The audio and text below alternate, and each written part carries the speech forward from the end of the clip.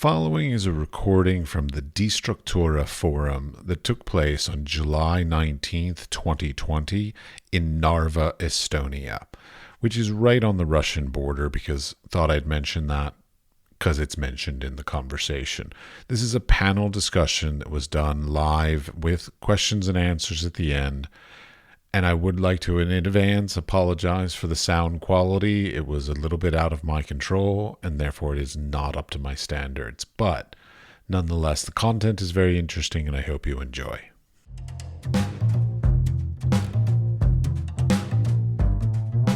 So this panel is set up to be talking on a sort of a different perspective on the same set of issues, which is the effects of crisis on artists.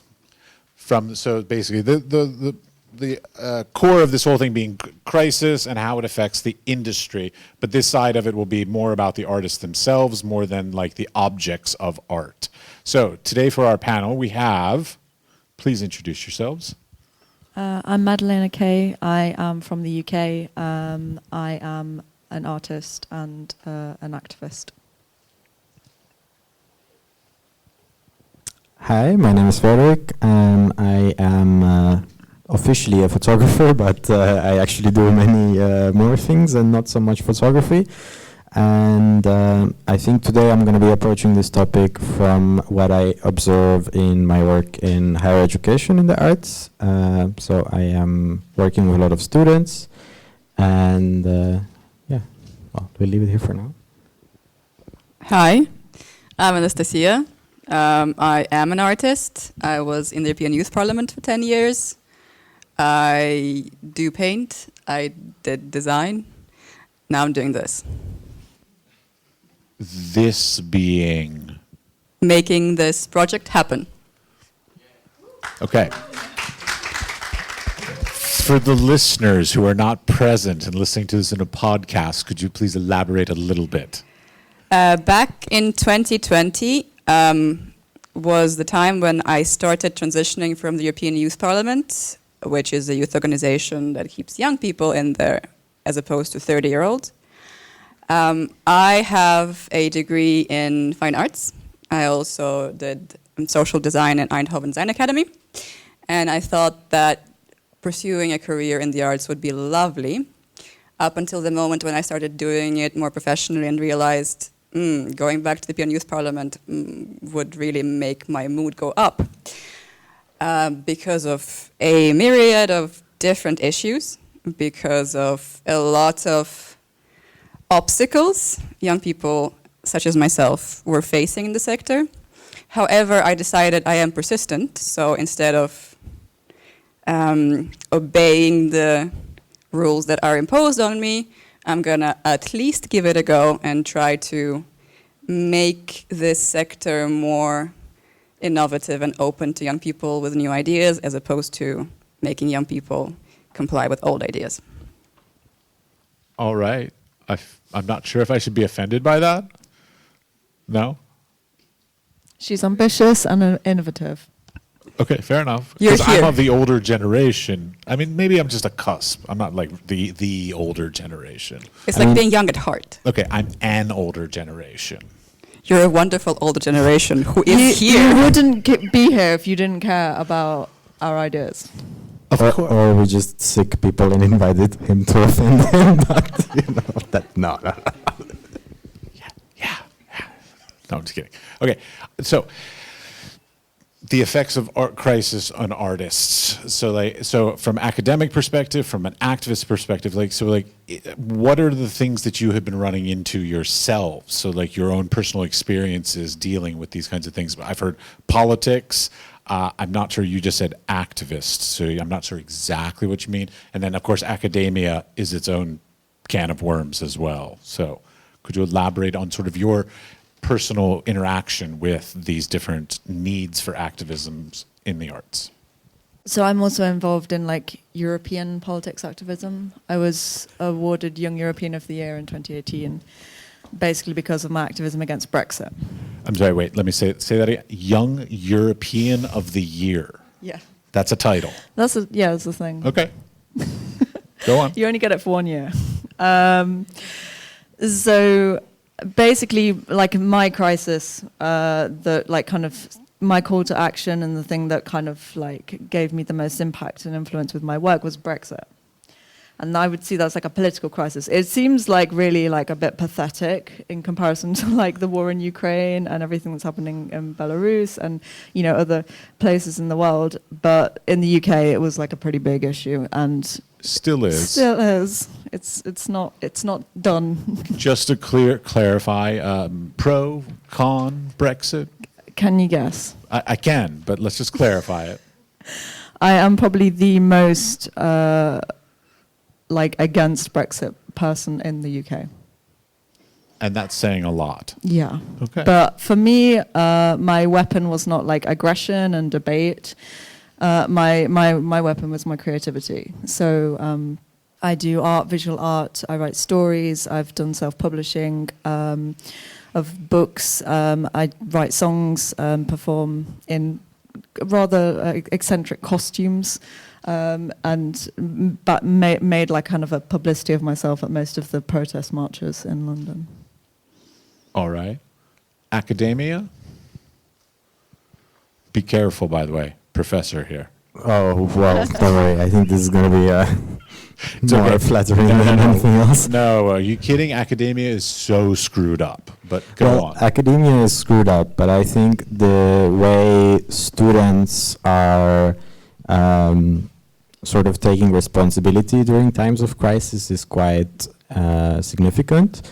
I think there is something special to be said about academia in a sense that with all of its flaws, it is sort of a place to experiment and to try and to show and create art without necessarily a commitment to, you know, have it shown to a big audience or to really have it funded or very professionally presented. So there's a lot of freedom in academia to sort of use these crises as a catalyst for action or to turn that energy into art and to provoke and you know, it is a place where you can take a lot of risks without necessarily, you can do a lot of things that otherwise would be quite risky without necessarily having those consequences. Within the laws of your own country, though, just to be clear, because some countries are a little freer than others on those kinds of expressions. Yeah, just to also maybe point out my experience in academia in the Netherlands, which is the artist community there is probably one of the freer and well-funded ones in Europe, at least. Indeed. Anything from you? You're welcome to say no. It's fine. I can always speak, but I have another topic if you don't want to. I kind of had a lot of thoughts in my head with all of the comments, because I'm not quite sure. It was clear, you know, activism, academia, this is how we're trenching it, and this is how it's divided. For me, I don't really have a concrete title to where I would place myself. Politics. I'm not a politician. You worked in politics. The European Youth Parliament is a non-partisan Anytime I NGO. hear the word parliament, I put politics to it. I mean, Am I wrong? Am I wrong? No? I don't know.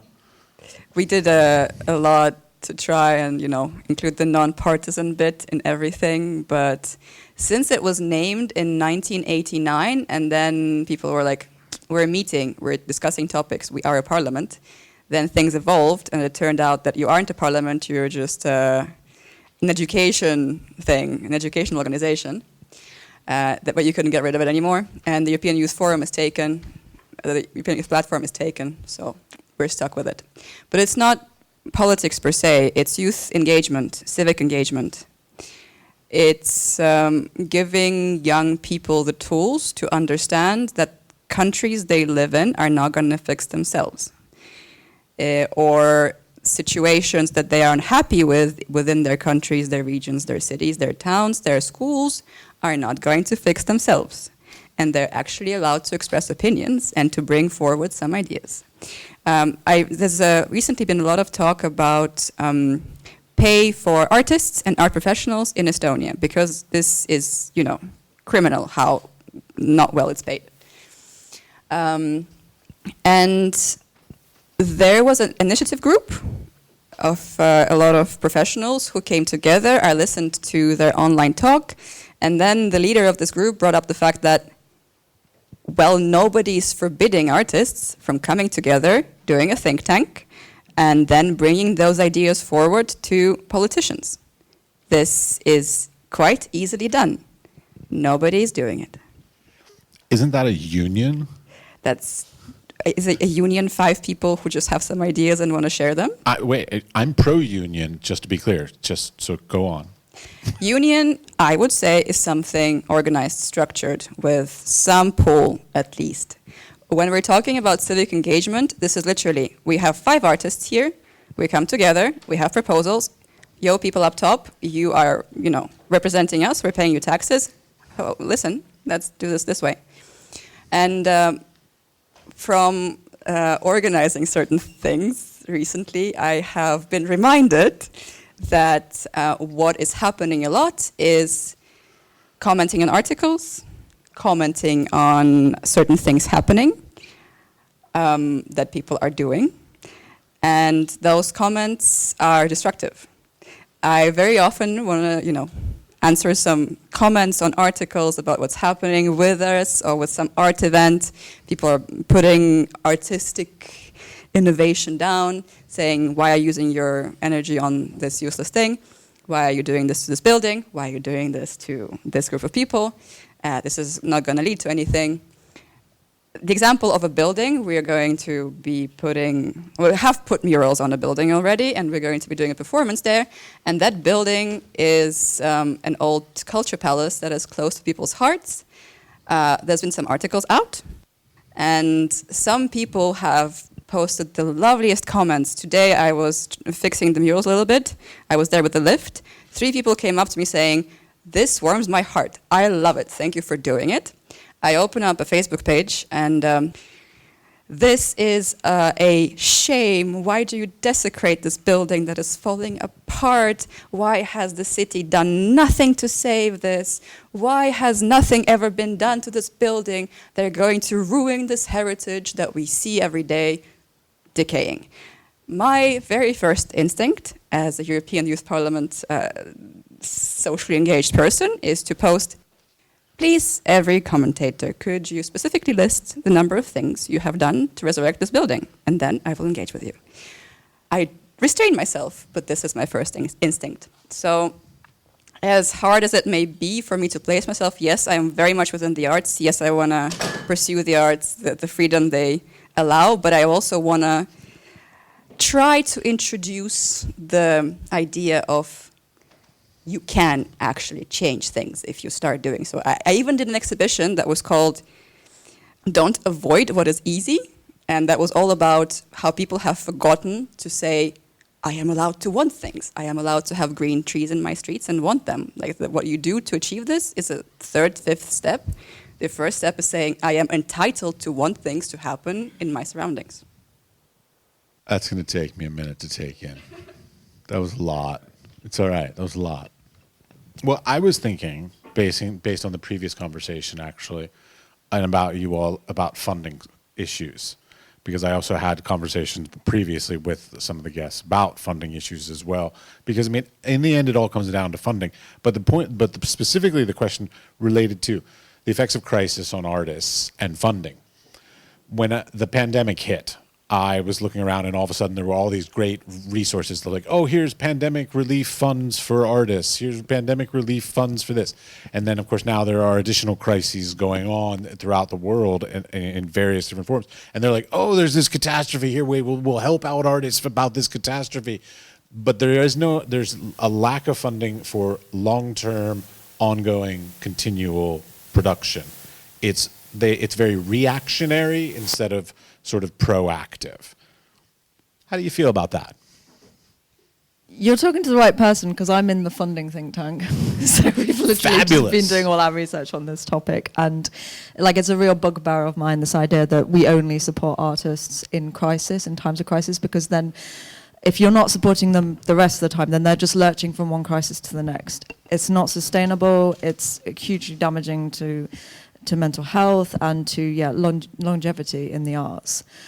And for me, like, I got a grant from the European Cultural Foundation when Brexit happened because I proposed a project that was to do with Brexit, and they cared about that at the time.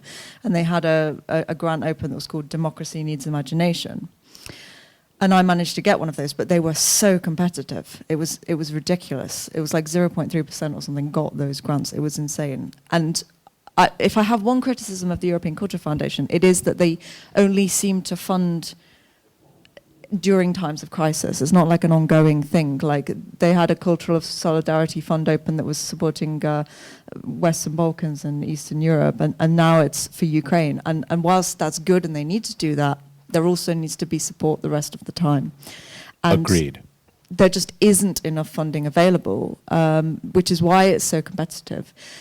And also that means that artists is like spending a lot of time working on applications that aren't successful. Like, if, you know, the one time that I got was successful, I must have applied like 100 times when I wasn't. And there's so much time you have to invest in every single one of these applications that it just drains you, it wears you down, and it means that you can't actually focus on making your art and your creativity.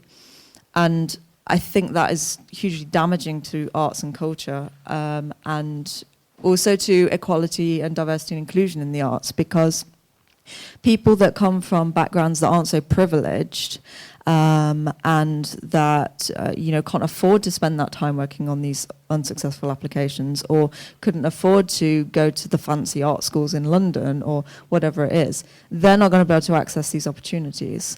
And then you're basically going to end up with an art world which is cis, white men from privileged backgrounds. Where's the diversity? Where's the inclusion? There just isn't enough funding for it. Sorry, I'm making faces because I'm cis, white, male, privileged. Yeah, okay.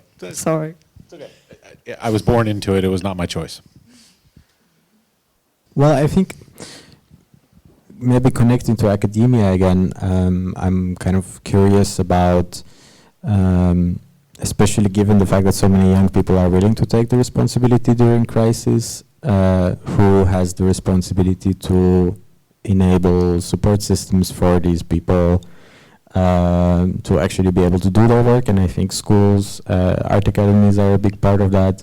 And obviously this also connects to funding. I mean, I started thinking about it when Anastasia was maybe referring to a more kind of emotional, like this visceral response, like, okay, I also have a responsibility here, I also need to do something. I think many people at art schools, many art students feel that way, but where are the support systems within education, for example, to actually kind of facilitate their work? And where are also the support systems or the guidance within education to find funding, and to find funding in a way that is not stringent upon following a certain narrative, or, you know, where artists can still have their freedom to express and to experiment, and to not deliver exactly what they promised to deliver because they found a better idea on the way, and, you know, yeah, and also kind of allow for some room to write a report saying in the end that, oh, this didn't quite work out, and that's fine. I think also, do you want to? I was just going to say, I know I'm getting ready to write my final report for my grant, and I'm just like, it did not turn out the way I expected it, or that I wrote it in the beginning. Yeah, no, I mean, I think that's also good, right? You probably learned something new on the way and adapted, so I think that's how it should be, probably. I think with funds specifically, I'm noticing that when it is addressed in art academies, it's more in a kind of very individual way of like, here's all the things you can do as an individual artist that nobody knows about to maybe possibly get funding. And it's not so much addressing the sector of like, okay, how is it actually structured? How, who is funding? How much? For what kind of projects? For what kind of reasons? Who do we need to talk to maybe find funding where there was not officially funding sort of announced? I mean, that's something that we can attest to as a fairly successful methodology from time to time. But these are kind of things that are not really being dissected within art education, and thus kind of damaging the, or it's not even damaging, it's just making it that the support systems that are needed for young artists are not really being created. Okay, I have a question since we actually have an audience. I want to know, how many of you all have, we'll start with, let's say, a bachelor's degree in some arts field? Oh, wow. Okay, it's okay. How many people have no, let's say, no education in the arts? Okay, all right. So it's like 25% of not 75% education, having an education. Okay, I'm just interested. It was just for my own peace of mind, sort of like, you know, the conversation. You seem like you're bursting to say something. I'm doing the opposite. You're biting your tongue. Yes. I am going to hammer in the same point. If you want to have something done, money is just money. I do agree that the situation in terms of funding the arts is quite dire. However, this is based on the assumption that somebody should be giving money out to you because you're an artist. I think the problem is more global. I am going to pick up with capitalism again.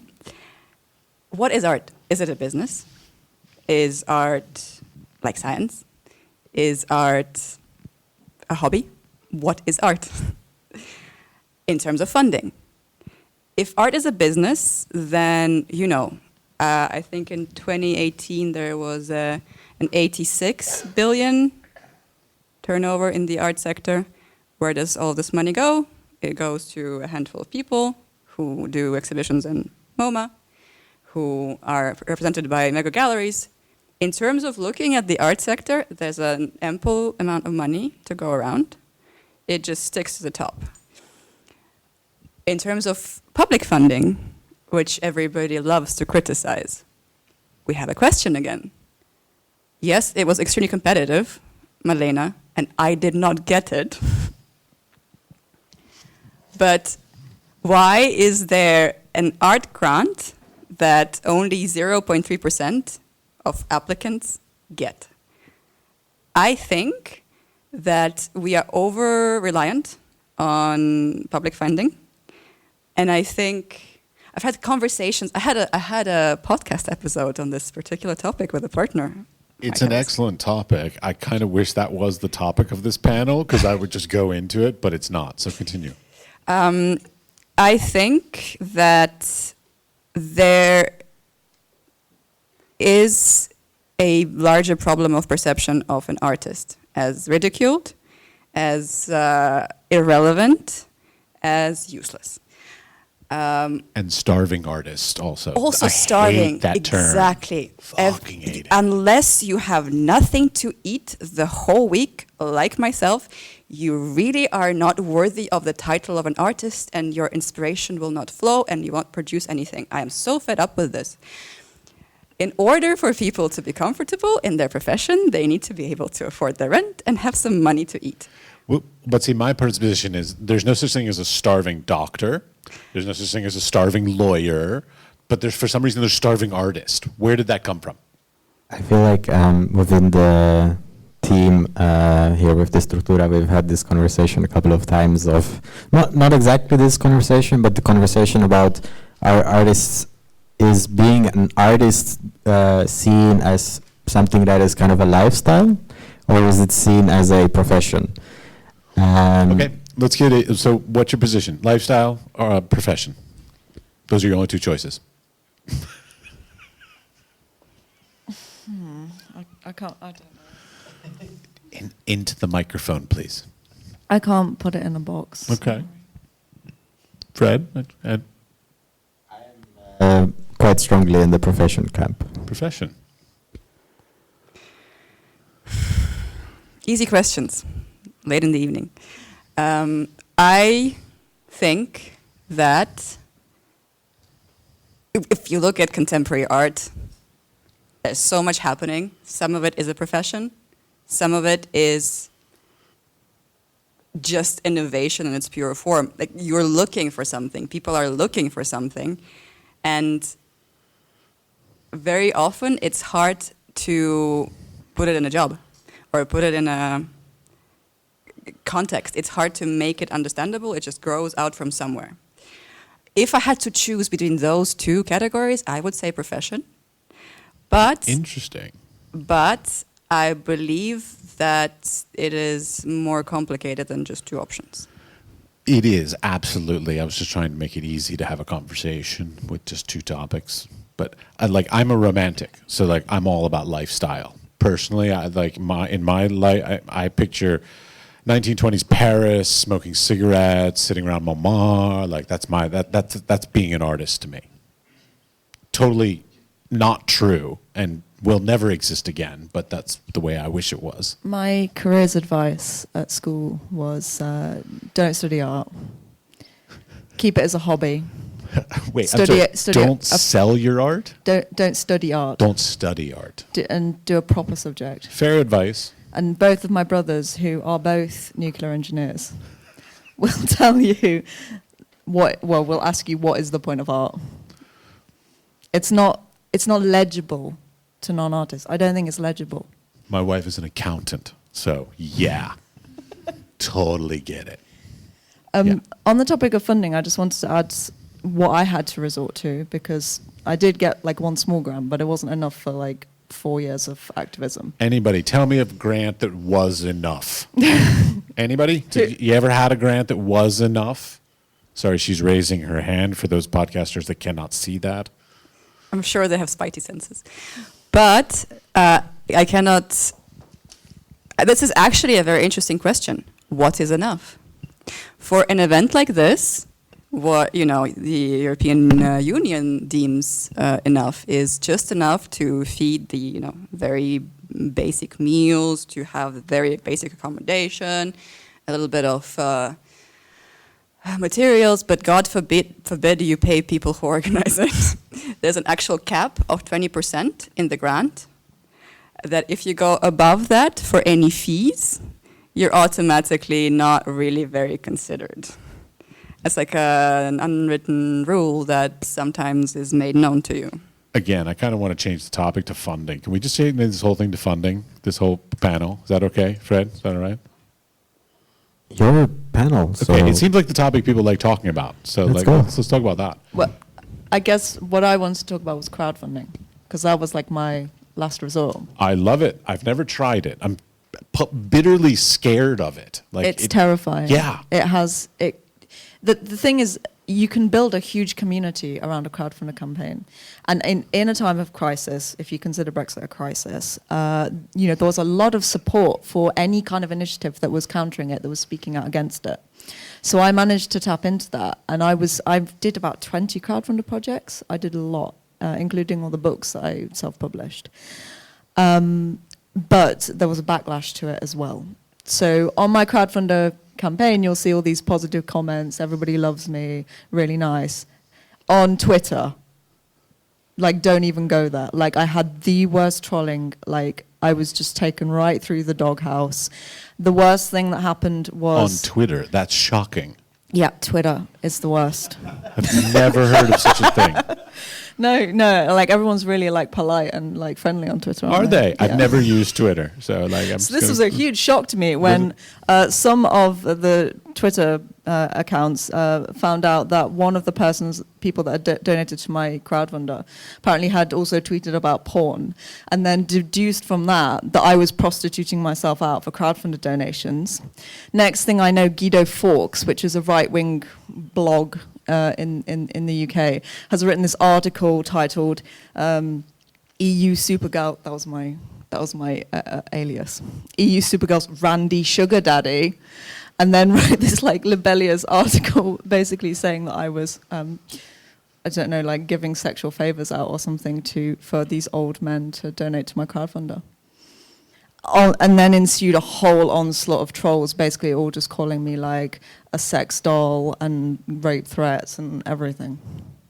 So crowdfunding, last resort, really is. Agreed. Yeah.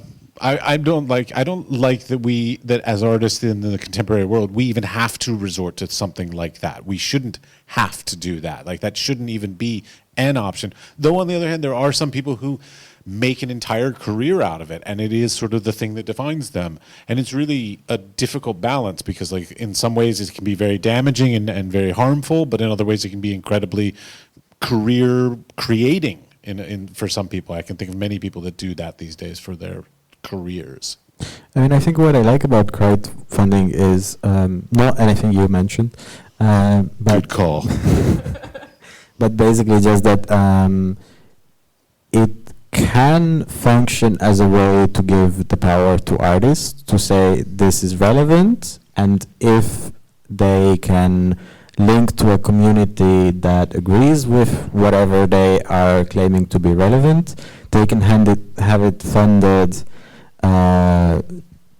despite perhaps not being eligible for public funding because it's maybe a niche project or addressing a certain kind of thing that politicians don't want to be addressed, or anything of this kind of sort. So I like that it gives a certain independence to artists. If that would be the only model in the arts, I think that would be a tragedy. Do you have anything to add? I always do. Well, if you don't, I have more topics. It's fine.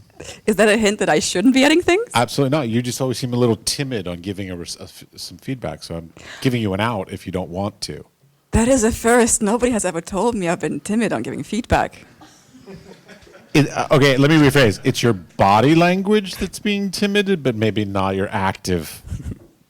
No, I'm just listening and thinking through, because every time something's mentioned, I do get some past experience that speaks to me, but I also take on board what's being said and try to digest it. Trauma that like.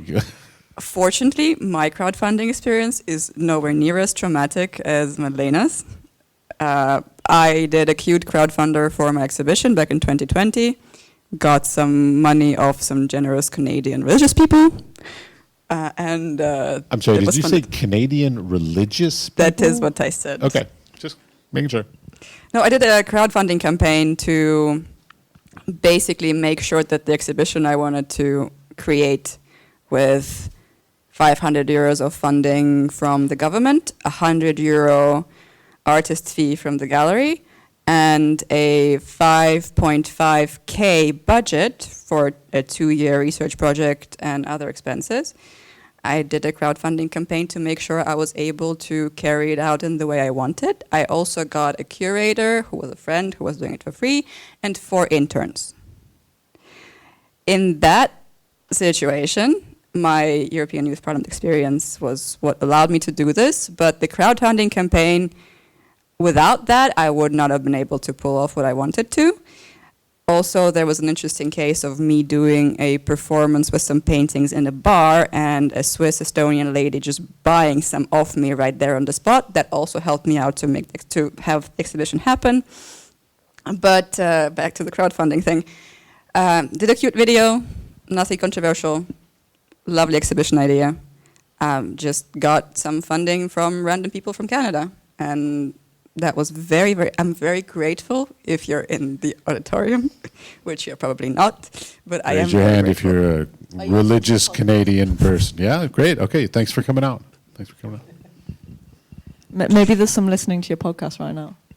We do have a good following in Canada, actually, so it is possible. I am grateful, whoever you are. I doubt there are religious people listening to me. You never know. My dad's a priest, and no. We found you. You never know who's going to be listening to your podcast. It's true. Okay. The last round, wrap up about crowdfunding. I think that, especially now looking at independent media from countries that are struggling to save some bits of free speech, crowdfunding is the only way that allows them to do what they actually need to. I do believe that this is a useful tool for the arts for the time being, but it needs to be taught. It needs to be done well, and it needs to be an option supplementary to several other options that you would have on your plate. It's a fair assessment. I will take that into my teaching practices. So, two little topics that sort of you all have brought up that I sort of like, I'm going to try and ask you to elaborate on. Going back to, again, the whole idea of like how crisis affects artists, one of the terms was competitiveness came up, and how, like, especially when there is a form of a crisis, whether it's an economic crisis, a war, a pandemic, or whatever it is kind of thing, it increases competitiveness, even, or to a certain extent, like in the arts, whether it be funding or opportunities or whatever it is, that as much as we strive not to be competitive, I love that you all came together for this event in a very supportive way. But in the end, unfortunately, because of the economic models and the opportunity models that are out there, we end up being very competitive with each other, whether we like it or not. But along with that, I find that times of crisis also encourage forming of collectives versus times of not crisis. I don't even know what that would be called. Good times? Is that good times? Like not crisis time? What would not crisis times be? What's the antithesis of a crisis time? Good time? I'll go with that. Good times. Routine. Normal. Normal. No, but that's the thing, it's not normal. Crisis, sadly, is the new normal. So I've actually, because of being part of the funding think tank, done like a lot of research recently into Arts Council England funding. Which is a whole can of worms in and of itself. Yeah.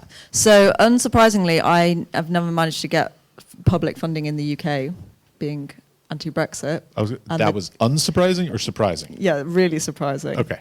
I didn't, but during the COVID pandemic, I did actually manage to get one of their emergency funding grants. That's the only time I've ever managed to get any money out of them. It was quite a small grant, but it was like something. And the data from the latest report basically shows this story of them giving out a whole lot more money to a lot more people from diverse backgrounds during the COVID-19 pandemic. So like normally they would distribute to like 30% of the applicants. During the pandemic, they distributed to 60%. And the amount was, I can't remember the figures exactly, but it was like a lot higher.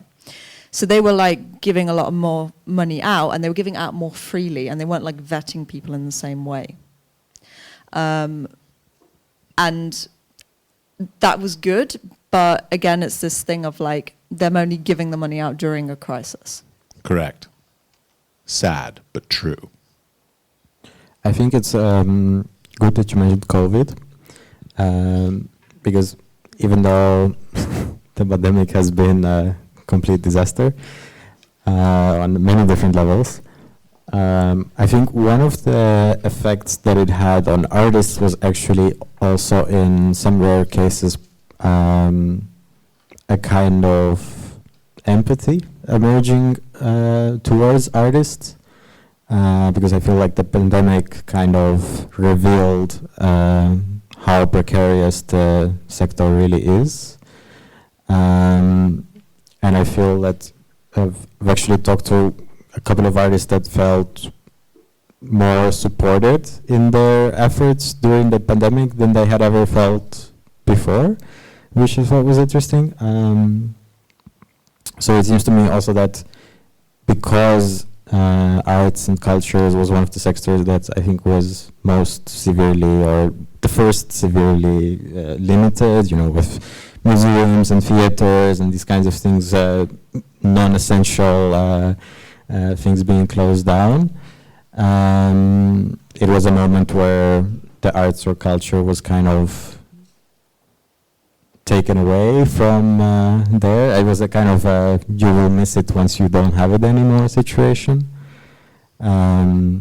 which I think does show some sort of hope that actually people do support the work that artists are doing, despite perhaps that not being in the public discourse very frequently. I feel this went to funding again. I brought up the topics of competitiveness and forming collectives. I don't know where you all took it. I will stick with competitiveness. You were and welcome to do collectives. funding. Funding is like my biggest pet peeve. The fact that artists and any art creative people, that we have to rely on funding drives me nuts. Because unfortunately, most funding in the modern era is tied to either politics, so like government support, and that depends on who's in power in politics, or companies and capitalism, and whether or not you like appreciate whatever they make or don't make. Like who wants to get, who's going to turn down $1 million from big pharma? I'm not sure I would turn that down. But on the one hand, I want to turn it down on a moral and ethical standpoint. But yeah, we're not talking about funding. We're talking about competitiveness and forming collectives. Don't get me wrong. I could spend another 17 hours talking about funding. It's We will do a I have separate material. episode before I leave about funding. so much looking forward. 17-hour mini-series. So guys, all the think tanks are cancelled. I am doing a podcast about funding. No, it'll be this is not true. interactive. We can have the group as part of it.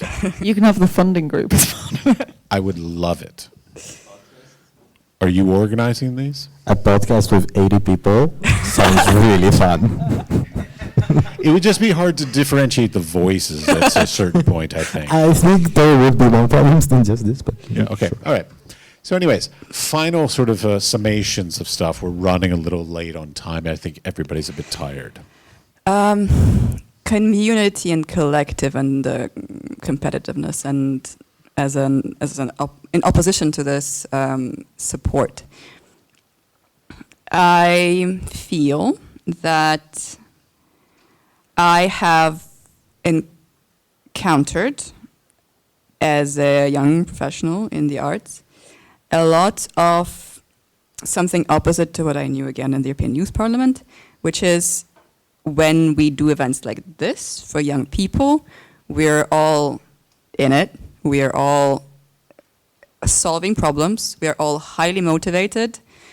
And most of the time, we're not paid anything.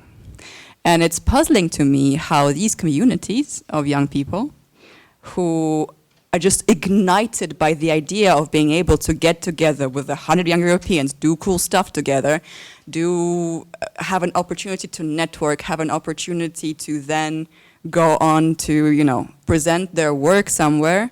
And we love it. We continue doing it, as I said, for 10 years, going from country to country, repeating the process, learning from each other, supporting each other, making amazing friends. And that is a collective I'm very proud and very happy to be part of. And that's what I'm trying to introduce to the art world with this. And on the other hand, you have this highly depressing, discouraging atmosphere of, you're now a newbie in this sector, please bring me coffee for the rest of the year, and then maybe we will discuss you having some responsibility and the right to give feedback. And that might come a few years later, the feedback. I'm sorry, I was so hastily, thinking of it. I find that because of the way this sector is built up right now, you are expected to comply with this, and you're expected to take it in, even if it's not an instinct. People who are, coming from this European Youth Parliament thing, who have the spark and who want to do things their way and want to do great things, cool things together, gradually understand that if they want to get to higher positions, this is the way it is done, so they start changing. Nobody's fault.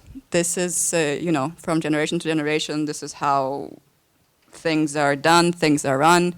So much pretension, so much pretension. I don't believe it is necessary in the art sector. After all, if you are all about creativity, making something new, making something interesting, trying out something new, why do we need to keep up with this? Why can we not go to a place where, you know, you need some funding, I need some funding, I have skills, you have skills, I know people, you know people. Madlena, thank you for 15,000 euros, because the European Cultural Foundation that is supporting this event and allowing the European participants to travel here with a grant was thanks to me and Madlena being supportive of each other. I don't know, try it out, might be helpful. On that note, I didn't mention anything about collectives, but I do believe that the whole is greater than the sum of the parts, and that we're stronger when we work together, we achieve more when we work together, and particularly like with destructura, lobbying for change in the art sector. The politicians and the policymakers are not going to listen to you as an individual, they will listen to you as a collective, and that's why what Anastasia is doing here is so important. All right, lovely. Does anybody in the audience have any questions for our panelists? The answer is yes. I want to get it through the recording. Hi, everybody.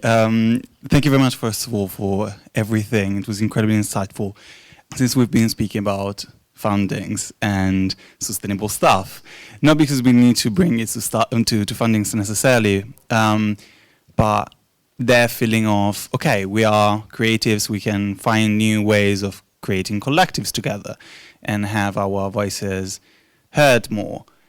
Isn't there somehow another form of like extreme, like very extreme actually, competition, like bringing people together that are already having those sort of connections and using them in a way to get those fundings that we agreed there are not that many.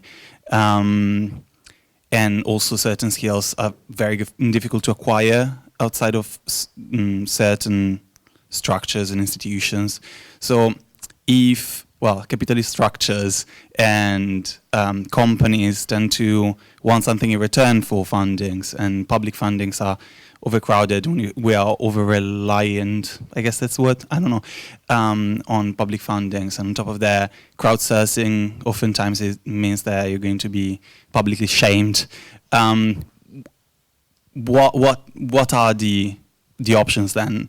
Because I've been personally working 50 hours a week and not being able to pay the rent and do a few things, and actually accepting all those things that are happening in the art world as just like not being in the position of giving feedbacks or having any projects out of it, and maybe working on a Sunday morning if I'm not too tired.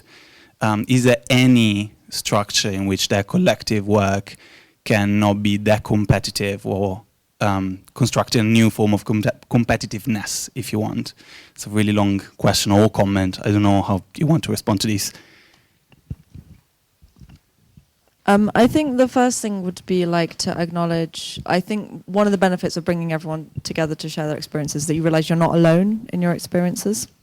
So like I also have 2 part-time jobs, which I do like on top of my art and activism. And yeah, I'm also just working all the time and it's tiring, but that's kind of how it has to be, because you're in a market, you're in a situation that is so starved of resources, it is so competitive that there isn't an alternative and there isn't a choice. And I think if we think back to what the panelists earlier were talking about, like having hope in times of crisis and not necessarily knowing that you're going to live to see the change, you have to try. You have to keep trying, because as soon as you give up hope, then you've lost. That's when you've lost. I'll try to keep this brief. In the last, now, I think 2 years, more or less, as I've been trying to get this off the ground, we reapplied for all of the grants that we applied for at the beginning. At the beginning, we didn't even get through the first round. Nobody even answered our, calls. Towards the end of the process of fundraising for this, basically all the grants that were refusing us in the beginning were giving us some funding. I have been doing insane hours for the last year and a half where I do murals, photography, design, paintings, community engagement, language skills improvement, translating. The list goes on. I am a very multifaceted person, as it turns out, when it comes to making some money in order to realize the thing that I really want to realize. This project has been driving me for the last 2 years, and basically this is done for the participants so that many issues can be addressed. I always believed that money is just money. I, together with a team, we will be able to fundraise to do the project the way we want to. And I have been, dealing with minimum income in order to cover my basic needs. This should not be that way. I think that what we're trying to do here is one of the steps to try and, shout out loud that this should not be that way. Unionizing is great. See us as a huge union that can happen in a big meeting every 2 years, and we actually make our voices heard through advocacy. What you can do in order to try and improve the situation is get outraged, get annoyed, get vocal, and don't do it in kitchens. Do it on platforms. Do it in situations where you can constructively explain why this is ridiculous that artists are living this way. I think the biggest sort of solution to this problem is just don't expect somebody else to improve the situation that is relevant to us. Any other questions? Yes, considering we've been talking about budgeting and funding and all of that, and that you're all artists working in different mediums, the thing is, some mediums cost a lot less to make art with than others. Writing is very cheap. Painting, sculpture has material costs. If you want to get into filmmaking, a bit at a higher level than one man with a camera, you have your crew, your location, your gear rental, all of that. So some ways of expressing yourself are much cheaper than others. How does that impact your decision what to make and when to make it when you're budgeting and when you're dealing with a limited amount of money? I think you have to be resourceful. That was I think is a really important characteristic for any artist or campaigner is to be resourceful, because you are going to be starved of resources. And I don't think the funding is exactly off the topic of crisis, because there is a crisis in funding. And there is a crisis in arts because there isn't enough funding. And that's why so many artists are living through a personal crisis of not being able to sustain themselves and what they're doing.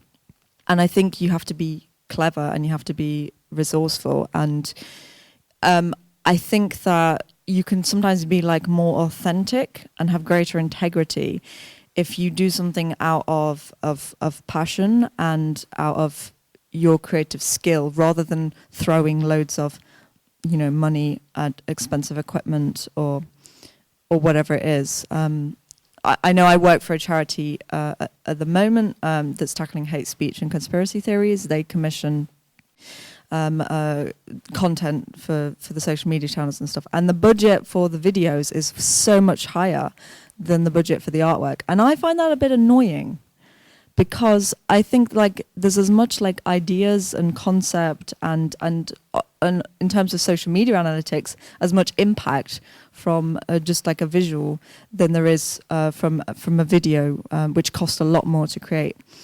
And I think we don't value the time put in enough.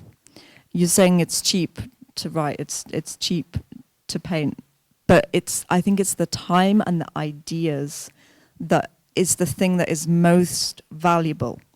And I don't think our society values that, and I think that is a crisis. Amen. Any other questions? All right. Well, thank you very much.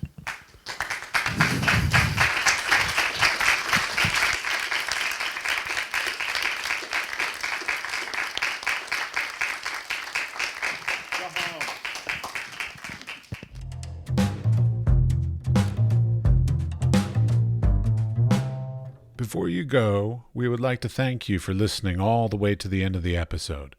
We would also appreciate it if you would share the podcast with your friends, families, co-workers, and studio mates, anyone with an interest in the arts and creative industries. The building and strengthening of the arts and creative community, both today and in the future, is at the core of our mission for this podcast. You can listen, rate, and subscribe to this podcast on Spotify, Apple Podcasts, or wherever you get your podcasts. We are produced by 5014, and the music was created by Pete Bybee. The Wise Fool Art Podcast is supported in part by an EEA grant from Iceland, Liechtenstein, and Norway in an effort to work together for a green, competitive, and inclusive Europe. We would also like to thank our partners Hunt Kastner in Prague, Czech Republic, and Kunstsentrene i Norge in Norway. Links to EEA grants and our partner organizations are available in the show notes or on our website, wisefoolpod.com.